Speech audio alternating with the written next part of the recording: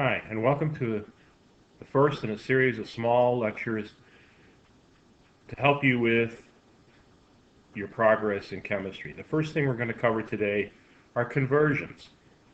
This is something that's going to be used later in the factor label method, or what's called dimensional analysis. We use conversions every day in life, even though you don't realize it. Whenever we make change, um, whenever we compute miles per hour, and that we use conversions. The first thing you need to use conversions is inequality. And I'm going to use a standard example here. We know that 4/4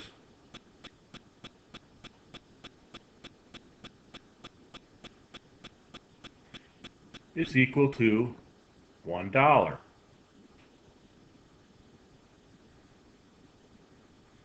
For every equality, we can make two conversion factors. Conversion factor is a number and a label, hence factor label, that arises from an equality. So for 4/4, we can have 4/4, which I'm going to abbreviate with a Q, for $1, abbreviated with a D, or $1 for 4/4. So anytime you have an equality, you can make two conversion factors. They're simply the ratios, and one is the inverse of the other. Now let's do a problem, which I'm sure you can do in your head, but we're going to do it to show you the method of doing conversion factors. The first is, if we have $3,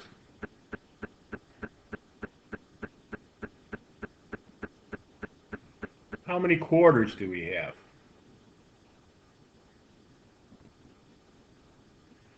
Well, we start with what we know.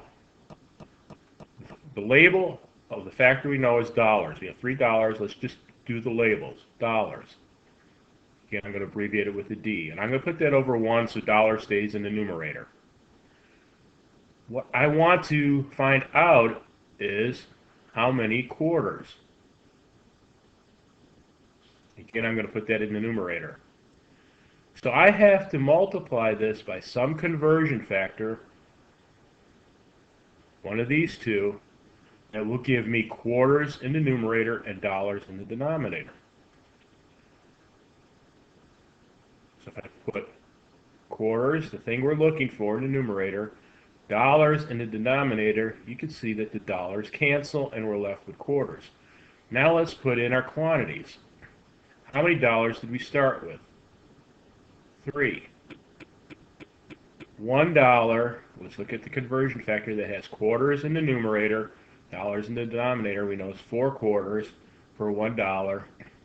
So that gives us 12 quarters. I'm sure you do this every day.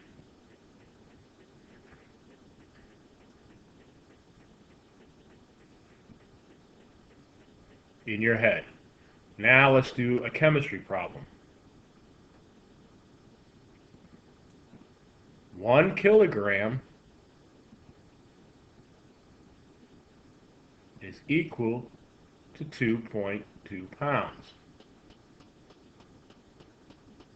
From here we can make, again, two conversion factors. 1 kilogram for 2.2 pounds, or 2.2 pounds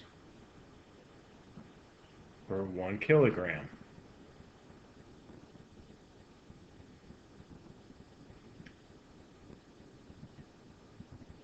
Let's look at a problem. If I have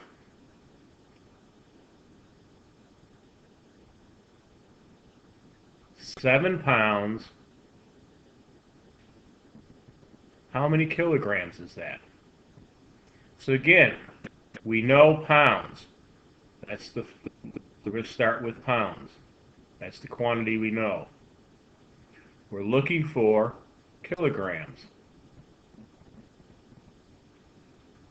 So I need to multiply that again for some conversion factor. I need pounds in the bottom so that they cancel, kilograms in the top. So I go back to my two conversion factors. Which one has kilograms in the top, pounds in the bottom? It's this one.